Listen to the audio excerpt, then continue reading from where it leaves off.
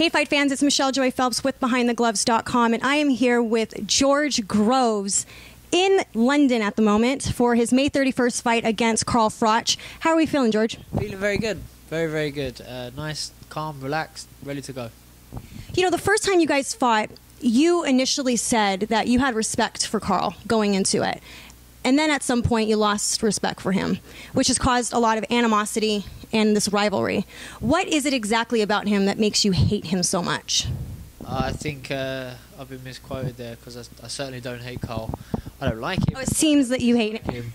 So I know nothing Carl Froch. I don't have any feelings towards him at all. May I ask, what was it that made you lose respect for him then? Again, like I respect him in the sense that I respect him the first time, that he's a fighter with 2 arms, 2 legs, and that he can take a shot and he's happy to punch back. But and I've still got that respect for him. I just know that I can beat him. I think that's why he don't like me. Oh, fair enough. The first time, I'm sorry, not the first time around, but the first time around, you got under his skin, and that proved itself in the ring. Now, is there a lot of pressure to outperform that performance? I don't think so. I think we will outperform it because we've made changes and adjustments in the gym.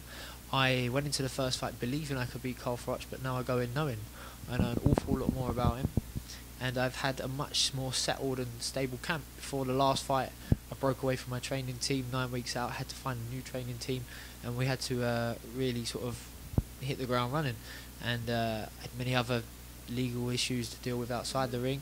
This time everything's been nice and calm and cozy, and we've been good to go. We've had a perfect camp. Everything's gone well. Being less distracted this time, you feel like you're going into it more mentally strong? Yeah, I think so. I think I thought I was mentally strong the first time, and I'm sure I was, but also I had a lot of stuff to deal with, which must take energy. This time I don't have that. So this time I'm at ease. Training has gone very, very well. My trainer's been able to put more of an input in because we have more time and we understand each other a lot better. The results will be seen on Saturday night. Now, Carl sort of made mention in the press about not very many people in the boxing industry liking you. What do you have to say about that? It's only the people that I beat that don't like me, to be honest, so far. And I'm not sure how many people like Carl Froch. You know, they might speak about him positively because he's on TV and he's got a few belts at the moment, but Johnny Nelson made mention that after your guys' fight that he seemed to lose fans.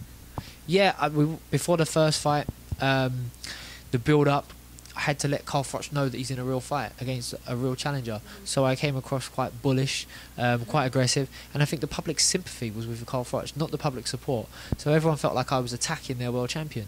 But you had to be, right? Because you were considerably the underdog. Yeah, exactly. So I was the underdog. I had to, let my voice be heard, and my puny voice, and I went out and performed, and I boxed well, and I won the respect of the fans on the night. And Carl Froch did the total opposite. He says that he wasn't booed, that the decision was booed, but it wasn't. Every time he spoke, he got booed. He had no graciousness. There was nothing humble about him. He calls himself an international superstar, and I'm sure on your side of the world, if you ask how many people know Carl Froch, there won't be that many. So he needs to. I'm sending him back down to earth to keep him grounded, and I'll do that on Saturday night. I'm all the way here from the United States. Obviously, I'm sure you can tell with my accent. You have a lot of fans out there. What do you have to say to them? I'll say thank you, first of all, for the support. I've boxed out in the States twice now as a professional, and I've had great fun doing it. I can't wait to get out there and box again. And hopefully after this fight, HBO picking it up, I'll steal a few more fans on stateside, and I look forward to having a long, successful career, and from time to time out in the States too. One last question. If you had the option to fight any American fighter, who would that be? I think I want to be the best. I want to fight the very best. And at the moment, Andre Ward in my division is considered the best. It's a fight that I'd love to take. No one wants to fight him because, no one really wants to see him box. He doesn't really generate the right figures. Over here in UK, we sell 80,000 tickets to come watch us box, and I don't know what. I think Andre Ward against Carl Froch only sold 2,000. So, Sure. The fight needs to take place. You know, once I beat Carl Froch, there'll be fights out there for me. But I want to clean up the division. I want to fight everyone. So say you fight May 30. I'm sorry, you win May 31st. Is that who you're going to be calling out next? I would sure hope so, considering he's an HBO figure and you're live on HBO. I would suggest it. We'll call out whoever we need to call out. As I say, I want to take over the world. And that includes the United States. So yeah, whether Andre was the right guy or not. Maybe he'll be calling me out. Who knows? We're the one over here in the UK selling 80,000 tickets. So, you know. But you have the platform.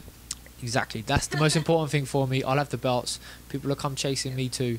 So we're on our way to world domination. Well, look, I really appreciate you taking the time out. I know you're a very busy man, in demand man. I appreciate you. Behind the gloves, Michelle Joy Phelps. Talk to you later, fight fans.